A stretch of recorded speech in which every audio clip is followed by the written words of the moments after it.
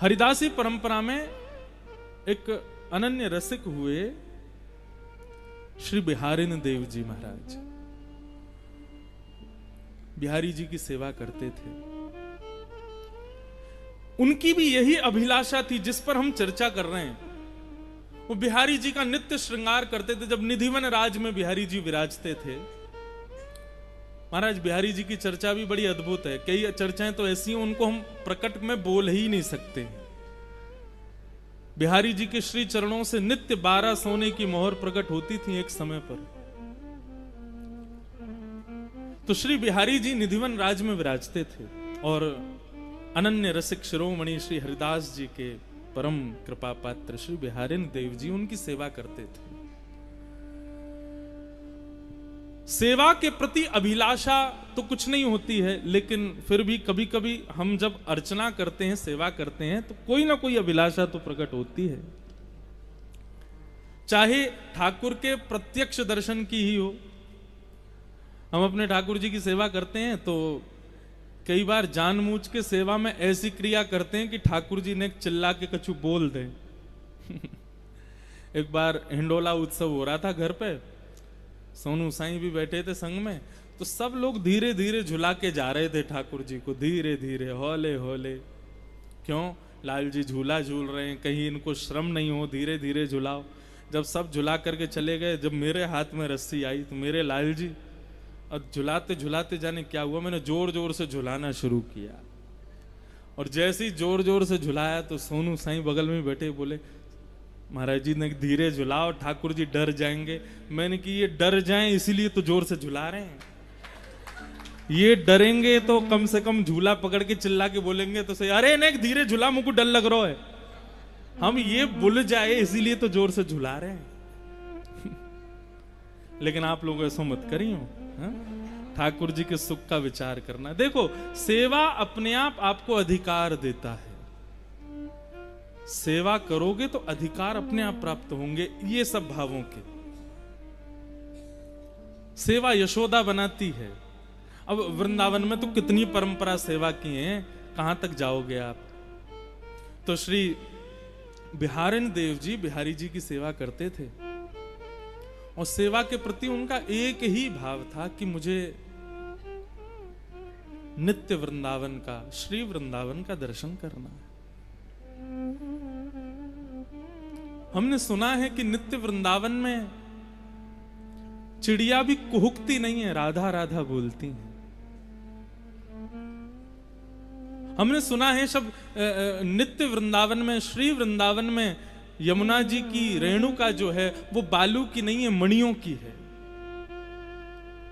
हमने सुना है श्री वृंदावन में यमुना जी में जल नहीं बहता है। यमुना जी में मानो जैसे अत्यंत सुगंधित केसर युक्त जो तट तट पर, घाट घाट पर अद्भुत अद्भुत सुगंधियों को आनंदित करते हुए बहता है। मानो जैसे हम ठाकुर को इत्र लगाते हैं, ऐसे ही यमुना जी वृंदावन को इत्र लगाती हुई चलती हैं। और उस श्री वृंदावन में एक दूसरे के गले में गलवैयां डाले श्यामा श्याम जब विहरण करते हैं, तो जिस सघन कुंज से निकलते हैं, ये वृंदावन की सघन कुंज ऐसी क्यों है? निधिवन राज में जाओ, सेवा कुंज में जाओ, तो वृंदावन के लता पत्र सब इस प्रकार से हैं कि उसके नीचे मानो जैसे कुटिया सी बनी हो, कोई बैठ जाए। इस प्रकार का भाव केवल वृंदावन में, ये सघन कुंज वृंदावन की क्यों है? श्यामा श्याम जब विहरण करते हैं, तो जब तेज धूप पड़ती है ना, और रेणुका पर जब श्री किशोरी जी के चरण पड़ते हैं, तब ठाकुर जी अपने मुकुट की छाया करते हैं। कहीं किशोरी जी के चरणों में कहीं धूप का उष्णता उनके चरण को कष्ट ना दे।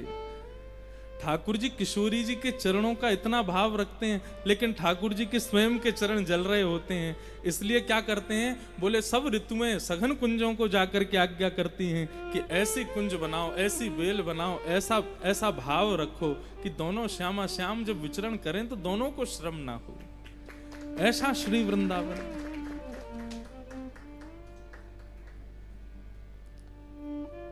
उस श्री वृंदावन का दर्शन हमको कब होगा? बिहारी जी की सेवा करते और यही कामना करते हैं, बिहारी जी कभी कृपा करियो और वह श्री वृंदावन को दर्शन हमको करें। सोई सुहागन प्रिय जाही रीझ हैं। ठाकुर जी जिससे रीझ जाएं उसको कब कहा दे दें ये कछु पतो नहीं है। और सोते जगते उठते बैठते सेवा करते हर स्थिति में नाम जप करते, बस यही विचार करते श्री वृंदावन का दर्शन हो, श्री वृंदावन का दर्शन हो, श्री वृंदावन का दर्शन हो। एक दिन श्री बिहारिन देव जी प्रातः काल सुबह सुबह भोर में उठ करके यमुना के समीप जाकर के नीम की दातुन तोड़ करके अपने दांत मांज रहे थे। और दांत मांजते मांजते ठाकुर जी के विरह में ओतप्रोत हो गए और ठाकुर जी से, यमुना जी से, रज रानी से, वृंदावन से प्रार्थना करने लगे कि हमें नित्य वृंदावन का दर्शन कराओ। और तभी ठाकुर जी की ऐसी कृपा भई कि देखते ही देखते जो वृंदावन था वो श्री वृंदावन में परिवर्तित होने लगा। वृंदावन के यमुना जी की रेणुका मणियों की होने लगी।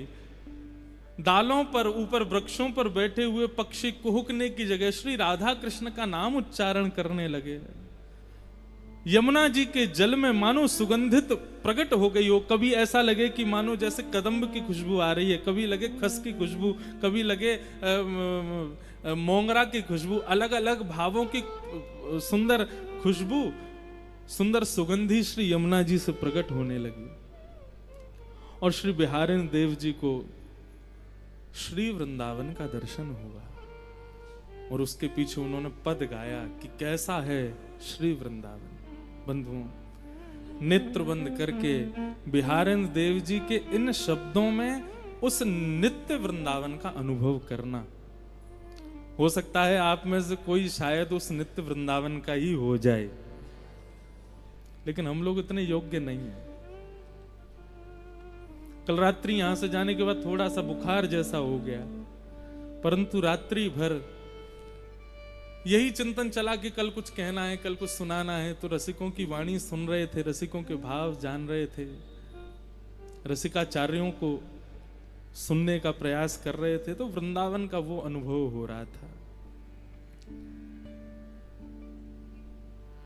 तो ये श्री बिहारिन देव जी का भाव कि नित्य वृंदावन कैसा है, श्री वृंदावन कैसा है, क्या गा रहे हैं, बहुत ध्यान से सुनो।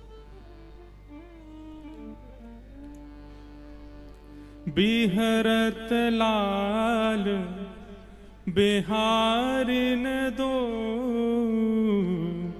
श्री जमुना जी के तीरे तीरे।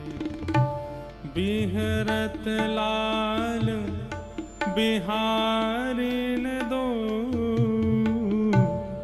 यमुना जी के तीरे तीरे। गाइए। बिहरत लाल बिहारिन दो, यमुना जी के तीरे तीरे। अद्भुत अखंड मंडल भुव पर, बरभामिनी भुज भीरे भीरे। अद्भुत अखंड मंडल भुव पर, बरभामिनी भुज भीरे भीरे। भाव में समझाता चलूं, श्री बिहारिन देव जी को दर्शन हो रहा है कि श्री यमुना जी के तीर पर बिहरत लाल बिहारिन दो, दोनों बिहार कर रहे हैं। और कैसे बिहार कर रहे हैं? अखंड कोटि ब्रह्मांड नायक सर्वेश्वर श्री कृष्ण के गले में गलवैयां डाल करके श्री किशोरी जी चल रही हैं। उनके मुकुट को एक तरफ झुकाते हुए ऐसे दोनों बिहारी बिहारिनी दोनों विचरण कर रहे हैं। कैसे लग रहे हैं दोनों। बिहरत लाल बिहारी ने दो यमुना जी के तीरे तीरे। बिहरत लाल बिहारी ने दो यमुना जी के तीरे तीरे। तामे द्वै शशि श्रवत सुधाश्रम। तामे द्वै शशि श्रवत सुधा। जलकन मुख छवि नीरे नीरे। जलकन मुख छवि नीरे नीरे। श्री बिहारी बिहारिणी जी दोनों विचरण कर रहे हैं और श्री बिहारिणी देव जी कह रहे हैं कि विचरण करते करते कब श्यामाजू ठाकुर जी के रूप में आ जाती हैं और कब ठाकुर जी श्यामा जी के रूप में आ जाते हैं, पता ही नहीं चलती है।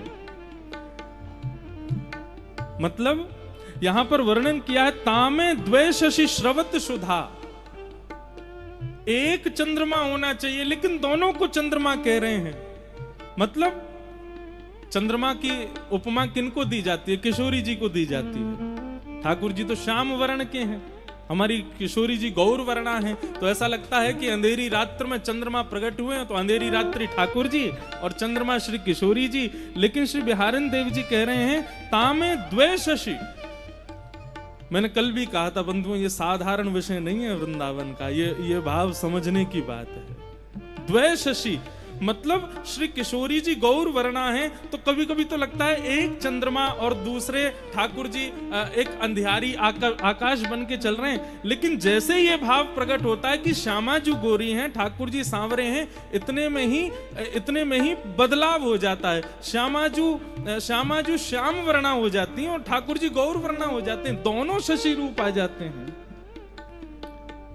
तामे द्वै शशि श्रवत सुधाश्रम।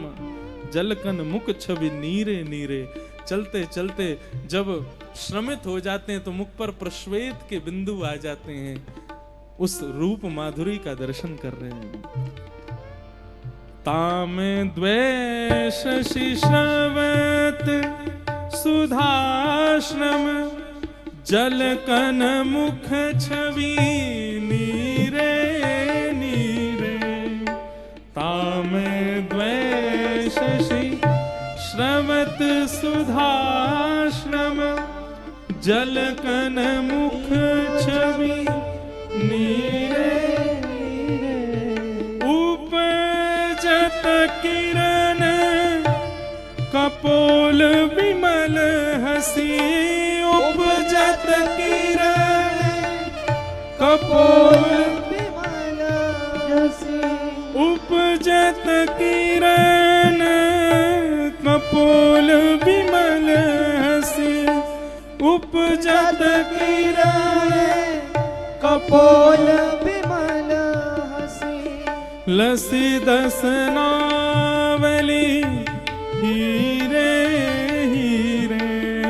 लसी दसनावली नीरे नीरे।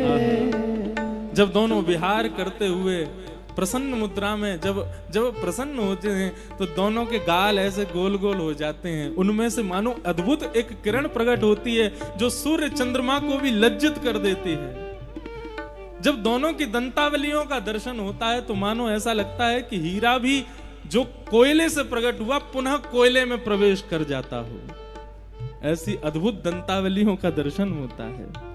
बिहरत लाल बिहारिणी दो श्री जमुना के तीरे तीरे। बिहरत लाल बिहारिणी दो यमुना जी के तीरे तीरे। अब बिहारिणी देव जी कह रहे हैं कि ठाकुर जी को प्रश्वेत के बिंदु आए थे जैसे ही थोड़े से पसीने आए हैं तो श्री वृंदावन में जैसे ही ठाकुर जी को जरा सा भी श्रम होता है, इतने में ही क्या होता है, कुंज गगन घन अलक बदरिया, कुंज गगन घन अलख बदरिया, कुंज गगन घन अलक बदरिया, कुंज गगन ढल अलख बदरिया, चलत परस्पर सीरे सीरे, चलत परस्पर सीरे सीरे। इतने में ही सघन कुंज में बादल, काले काले बादल आ जाते हैं, सरस ऋतु जैसे प्रारंभ हो जाती है, सुंदर ब्यार बहने लगती है, ठाकुर जी के पुष्पवेद के बिंदु सूख जाते हैं। लोचन चारु चकोर चिते हित, लोचन चारु चकोर चिते हित, लोचन चारु चकोर चिते हित, लोचन चारु चकोर चिते हित, पीवत धीर न धीरे धीरे, पीवत धीर न धीरे धीरे। जैसे ही सुंदर ब्यार बहने लगती है, सघन कुंज एक कुंज का निर्माण कर देती है, काले काले बादल आकाश में आ जाते हैं, गर्जना करने लगते हैं, सुंदर पवन बहने लग जाती है। श्याम जी को देखती हैं और श्री ठाकुर जी जब किशोरी जी का दर्शन करते हैं तो मानो जैसे जीव को प्यास लगने पर, जल मिलने पर जीव की प्यास बुझती है, ऐसे ही दोनों के नेत्र एक दूसरे को प्यास के भाव से देख रहे हैं। मानो एक क्षण के लिए भी पलक गिरती है तो ऐसा लगता है पानी पीने में व्यवधान जैसा आ गया हो, प्यास लगी, जल मिला और बीच में व्यवधान के भांति ये पलक गिर जाते हैं, एक दूसरे के मुखमंडल को चकोर के भांति पी रहे हैं, देख नहीं रहे हैं। बंधुओं, वृंदावन में रसिकाचार्य कहते हैं ठाकुर जी का दर्शन नहीं करना, ठाकुर जी को देखना नहीं, पीना है नेत्रों से। श्यामा श्याम एक दूसरे को देख करके मानो जैसे नेत्रों से ही एक दूसरे को पी रहे हैं, और बिहारी देव जी दर्शन कर रहे हैं। और कैसे दर्शन कर, धीरे धीरे, आहा, बिहरत लाल बिहारिन दो, यमुना जी के तीरे तीरे, बिहरत लाल बिहारिन दो, यमुना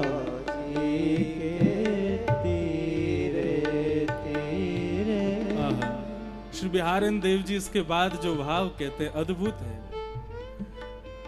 नेत्र चैतन्य है, चैतन्य को देख करके आनंदित हो रहा है, लेकिन श्यामा श्याम जब एक दूसरे के समीप आते हैं, एक दूसरे को देखना प्रारंभ करते हैं, तो ऐसा नहीं कि केवल नेत्रों को देख के आनंदित हो रहे हैं।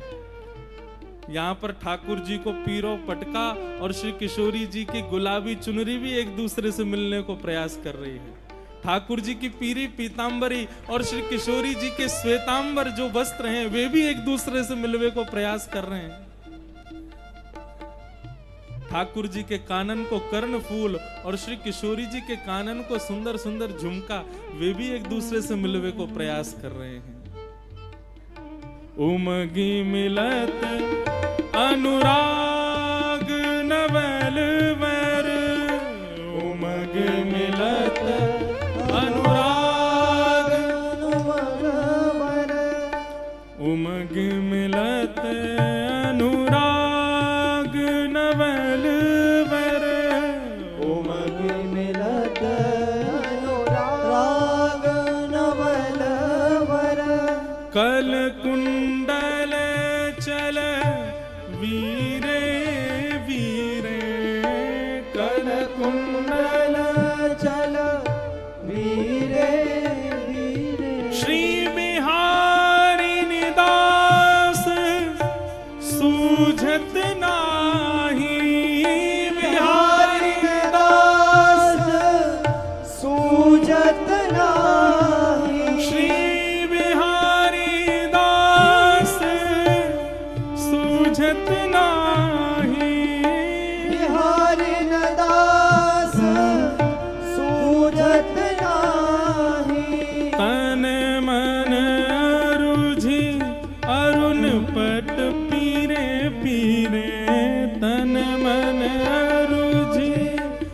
पट पीरे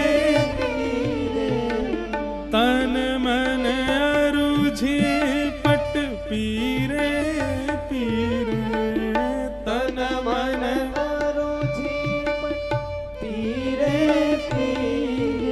श्री बिहरत लाल बिहारी दो यमुना जी के तीरे तीरे बिहरत लाल बिहारी दो यमुना जी के तीरे बिहरत लाल बिहारी दो यमुना जी के तीरे तीरे बिहरत लाल बिहारी दो यमुना जी के तीरे तीरे श्री बिहारी बिहारिणी जू सरकार की की जय हो। ऐसा दर्शन श्री बिहारी देव जी को उस श्री वृंदावन में हुआ। कितना सुंदर भाव है कि दोनों के नित्य चकोर बनकर के एक दूसरे को निहार रहे हैं। बोले अरे केवल यहीं तक नहीं, जब मेरी दृष्टि पोशाक पर पड़ी तो यहाँ तो एक दूसरे के पटकाऊ एक दूसरे से मिल रहे हैं, एक दूसरे के वस्त्र भी मिलवे को प्रयास कर रहे हैं। जैसे कहीं से ठाकुर जी की पीताम्बरी इरझ जाए किशोरी जी के सुंदर आभूषण में, कहीं से किशोरी जी को पटका इरझ जाए ठाकुर जी के मुखमंडल पे, ठाकुर जी के कुंडल इरझ जाए श्री किशोरी जी के कर्णफूल पर, यहां तो सब मिल रहे हैं। स्थिति ये हुई श्री बिहारिणी देव जी की कि 3 दिन तक दातुन करते रहे और यमुना के तट पर इसी रूप का दर्शन करते रहे। ऐसी भाव समाधि में प्रविष्ट हो गए कि मुख से मसूड़े छिल गए, रक्त की धार निकल कर के अंग पर गिरने लगी और अंग पर धार गिरते गिरते इतनी धार हो गई कि बह करके एक नदी सी बन करके यमुना में जाकर के मिलने लगी। यमुना जी का जल रक्त वर्ण का हो गया।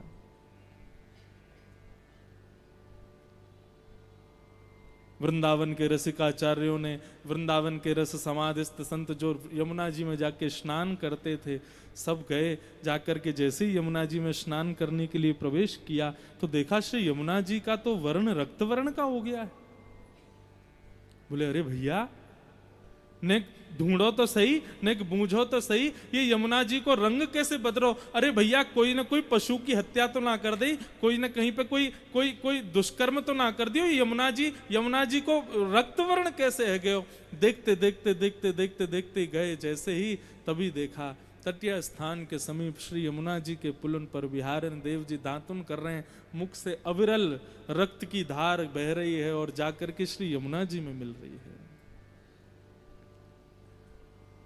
पूरे वृंदावन में हाहाकार मच गया।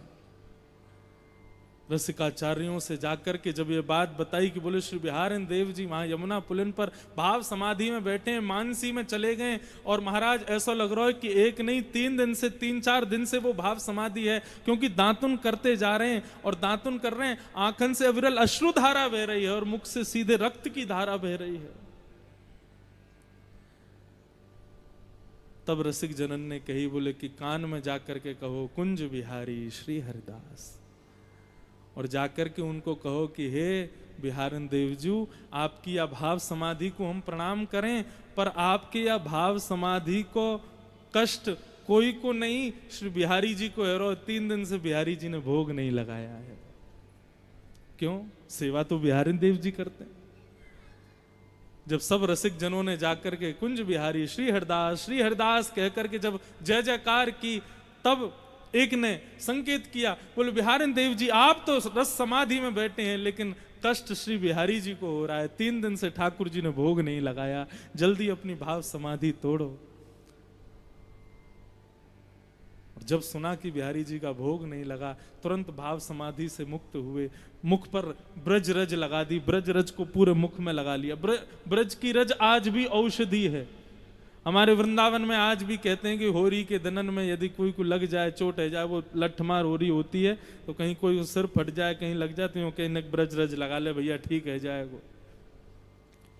बिहारन देव जी दौड़े दौड़े गए तो देखा श्री बिहारी जी 3 दिन से विराज रहे हैं।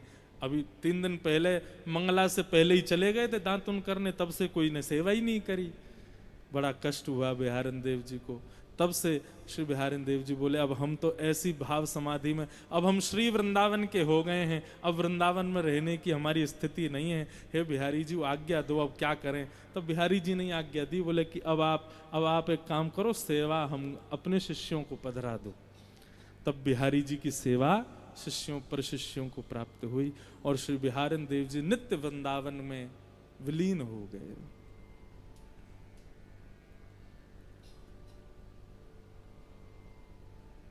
वृंदावन कहने का विषय ही नहीं है बंधुओं, मैं कैसे इसको शब्दों में कहूं, आप कैसे इन 2 कानों से सुनोगे।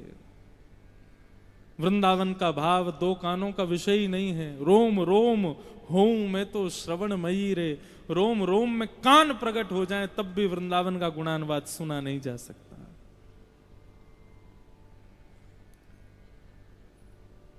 ऐसो श्री वृंदावन।